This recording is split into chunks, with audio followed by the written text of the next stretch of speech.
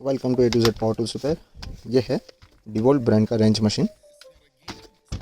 Customer की complain है कि ये बिल्कुल भी स्टार्ट नहीं हो रहा, बटन प्रेस करने से भी स्टार्ट नहीं हो रहा। बैटरी हम चेक कर लेंगे, बैटरी यहाँ पे इंडिकेशन कंप्लीट दिखा रहा है, मतलब बैटरी कंप्लीट है।